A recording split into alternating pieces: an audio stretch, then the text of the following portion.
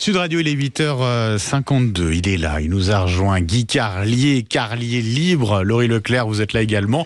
C'est quoi le thème de sa chronique aujourd'hui ? Eh bien, jeudi de l'Ascension, chronique théologique oblige pour Guy, chronique austère. Donc, il va nous lire un extrait de l'épître de Saint Paul aux Corinthiens. Bonjour Guy. Bonjour Guy. Bonjour Laurie, bonjour Benjamin, bonjour à tous. Si on a le temps pour l'épître.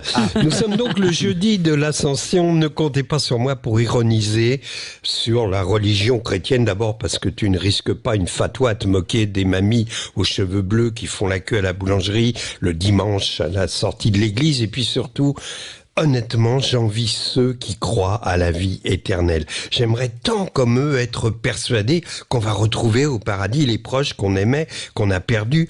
Je me souviens des derniers jours de ma grand-mère qui, malgré les tuyaux, les perfusions, les escarres, est morte le sourire aux lèvres, persuadée qu'elle allait retrouver sa maman, c'est-à-dire mon arrière-grand-mère, au paradis. Je l'enviais, mais je ne pouvais pas m'empêcher de penser que si elles se retrouvaient toutes les deux dans l'état où elles étaient à la fin de leur vie, intubées, perfusées dans leur lit médicalisé, l'éternité risquait de leur paraître longue, surtout avec la disparition des chiffres et des lettres. Alors, en fait, à propos de paradis, j'ai vu à la télé un documentaire consacré aux témoins de Jéhovah et j'ai enfin compris leur doctrine que je vais vous résumer. Et c'est authentique. Donc, pour les témoins de Jéhovah, la fin du monde est proche. Alors, jusqu'en 1975, ils annonçaient des dates de fin du monde. Mais comme à chaque fois que la dite date arrivait et qu'il se passait rien, tout le monde se foutait de leur gueule en disant « Alors, elle vient à pied, la fin du monde ?» Bon, ils étaient humiliés et afin d'éviter les colibets, ils ne donnent plus la date de la fin du monde, ils disent juste qu'elle est imminente. Alors voilà, d'après eux, comment ça va se passer ? C'est Armageddon, le dieu des enfers, qui viendra annoncer la fin du monde, probablement un week-end chez Laurent Delahousse, dans la partie magazine du 20h du JT.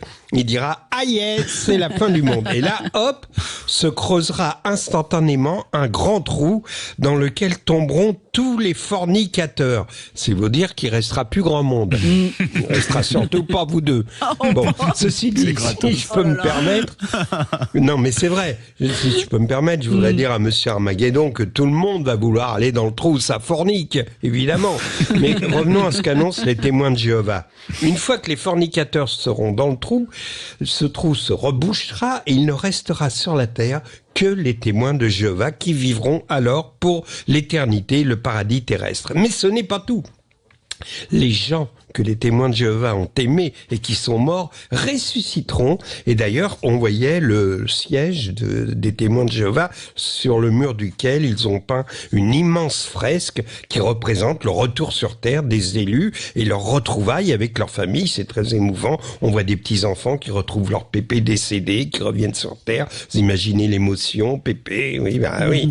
Seulement, ils réussissent dans l'état où ils étaient quand ils sont morts. Donc Pépé ressuscite comme il était le dernier jour, c'est-à-dire qu'il va passer l'éternité sur la terre avec une couche confiance, et je vais vous dire, l'éternité avec une couche confiance, ça paraît long, surtout vers la fin, comme disait Woody Allen.